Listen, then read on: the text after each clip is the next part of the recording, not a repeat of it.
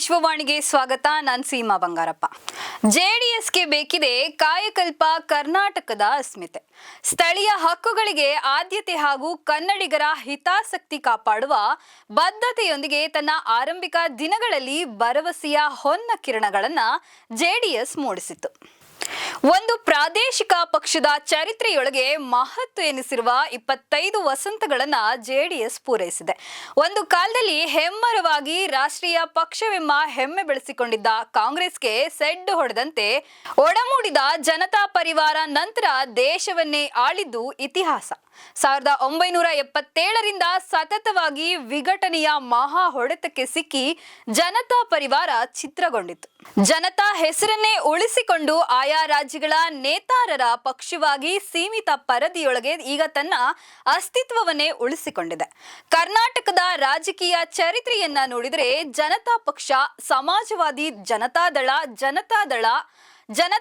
ಸಂಯುಕ್ತ ಜನತಾದಳ, ಜಾತ್ಯತೀತ, ಅಖಿಲ ಭಾರತ ಪ್ರಗತಿಗರ ಜನತಾದಳ ಹೀಗೆ ವಿದಳಗಳಾಗಿ ವಿಭಜನೆಗೊಳ್ಳುತ್ತಲೇ ಸಾಗಿ ಬಂದಿದೆ. 1999ರಲ್ಲಿ ಸ್ಥಾಪನೆಯಾದ ಜೆಡಿಎಸ್ 2000 ಇಸವಿಯ ನವೆಂಬರ್ 24ರಂದು ಅಧಿಕೃತವಾಗಿ ನೋಂದಣಿಯಾಯಿತು. ಬೆಳ್ಳಿ ಹಬ್ಬದ ಸಡಗರದಲ್ಲಿರುವ ಈ ಪಕ್ಷ 25 ವರ್ಷಗಳಲ್ಲಿ ವಸಂತವನ್ನೇನೂ ಕಂಡಿಲ್ಲ. 2004ರಲ್ಲಿ ಎನ್ ಧರಮ್ ಸಿಂಗ್ ನೇತೃತ್ವದ ಮೈತ್ರಿ ಸರ್ಕಾರದಲ್ಲಿ ಆಗ ಜೆಡಿಎಸ್ ಮುಂದಾಳಾಗಿದ್ದ ಸಿದ್ದರಾಮಯ್ಯ ಅವರು ಉಪಮುಖ್ಯಮಂತ್ರಿ ಆಗಿದ್ರು. ಬಳಿಕ 2 ಬಾರಿ ಎಚ್.ಡಿ. ಕುಮಾರಸ್ವಾಮಿ ಅವರಿಗೆ ಮುಖ್ಯಮಂತ್ರಿಯಾಗುವ ಯೋಗ ದಕ್ಕಿತೆ ಹೊರತು ಸ್ವಂತ ಬಲದ ಮೇಲೆ ಅಧಿಕಾರ ರಚಿಸುವ ಜನಾದೇಶ ಸಿಗಲಿಲ್ಲ. ಬೇಲಿಯ ಮೇಲೆ ಕುಳಿತು ಫಸಲು ತೆಗೆಯುವ ಅಭ್ಯಾಸಕ್ಕೆ ಒಗ್ಗಿಕೊಂಡಿದ್ದ ನಾಯಕರು ತಳಮಟ್ಟದಲ್ಲಿ ಪಕ್ಷವನ್ನ ಸಂಘಟಿಸಲು ಅಗತ್ಯವಾದ ಕಾರ್ಯತಂತ್ರ ಹೆಣೆಯಲಿಲ್ಲ. 2ನೇ ಹಂತದ ನಾಯಕತ್ವವನ್ನು ಬೆಳೆಸುವ ಗೋಜಿಗೂ ಹೋಗಲಿಲ್ಲ. ಅಂತಹ ಹೊತ್ತಿನೊಳಗೆ ಬೆಳ್ಳಿ ಹಬ್ಬದ ಆಚರಣೆ ಎಂಬುದು ಪಕ್ಷ ನಡೆದು ಬಂದ ಹಾದಿಯ ಆತ್ಮಾವಲೋಕನ, ಭವಿಷ್ಯದಲ್ಲಿ ಪಕ್ಷದ ಪುನರಾರುತ್ಥಾನದ ಹೊಸ ದಾರಿಗಳ ಅನ್ವೇಷಣೆಗೆ ವೇದಿಕೆ ಆಗಬೇಕಿತ್ತು. ಆದರೆ ದೇವೇಗೌಡ ಕುಮಾರಸ್ವಾಮಿಯವರ ಹೊಗಳಿಕೆ ಅನ್ಯ ಪಕ್ಷಕ್ಕೆ ದಾರಿ ನೆಲೆ ಕಂಡುಕೊಂಡವರ ಹೀಗಳಿಕೆಯಷ್ಟೇ ಸೀಮಿತವಾಗಿ ಬಿಟ್ಟಿತ್ತು. ಕಾಂಗ್ರೆಸ್ನ ದಬ್ಬಾಳಿಕೆಗೆ ಎದುರಾಗಿ ರಾಜ್ಯದ ಹಿತಾಸಕ್ತಿಯನ್ನ ಕಾಪಾಡುವ ಸಂಕಲ್ಪದಿಂದ ಹುಟ್ಟಿಕೊಂಡ ಪ್ರಾದೇಶಿಕ ಪಕ್ಷಗಳು ಈಗಲೂ ಅನೇಕ ರಾಜ್ಯಗಳಲ್ಲಿ ಪ್ರಬಲವಾಗಿಯೇ ಇವೆ. ದಶಕದ ಈಚೆಗೆ ಕಾಂಗ್ರೆಸ್ ಸ್ಥಾನವನ್ನ ಆಕ್ರಮಿಸಿಕೊಂಡ ಬಿಜೆಪಿಗೆ ಸವಾಲು ಒಡ್ಡುವಂತೆ ಕೆಲವು ರಾಜ್ಯಗಳ ರಾಜಕೀಯ ಪಕ್ಷಗಳು ತಮ್ಮ ಬಲವನ್ನ ಕ್ರೋಢೀಕರಿಸಿಕೊಂಡು ಅಧಿಕಾರವನ್ನ ನಡೆಸುತ್ತಿವೆ. ಅಧಿಕಾರಕ್ಕಾಗಿ ಯಾವುದೇ ಪಕ್ಷದ ಜನತೆಗಾದರೂ ಹೊಂದಾಣಿಕೆ ಮಾಡಿಕೊಳ್ಳುವ ಪ್ರವೃತ್ತಿಯನ್ನ ಅನೇಕ ಪ್ರಾದೇಶಿಕ ಪಕ್ಷಗಳು ಮಾಡಿಕೊಂಡೇ ಬಂದಿವೆ. ಜೆಡಿಎಸ್ ಕೂಡ ಇದಕ್ಕೆ ಭಿನ್ನವಲ್ಲ.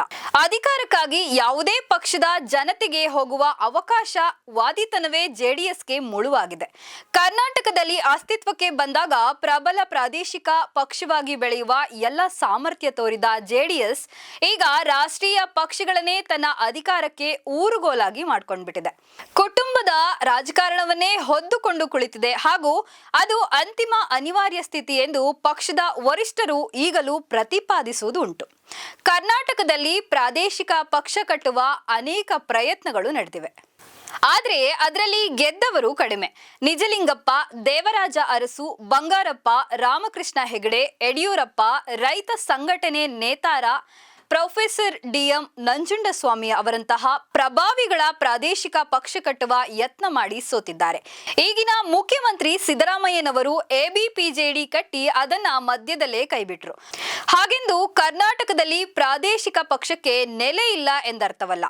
ರಾಜ್ಯದ ಜನರ ಭಾವನೆ, ನಾಡು ನುಡಿ ಕುರಿತು ನೈಜ ಕಳಕಳಿ, ಸಂಘಟನೆಯ ಚಾಣಾಕ್ಷ ತಂತ್ರಗಾರಿಕೆ ಅನುಸರಿಸಿದರೆ ಯಶಸ್ಸು ಈಗಲೂ ಇದೆ.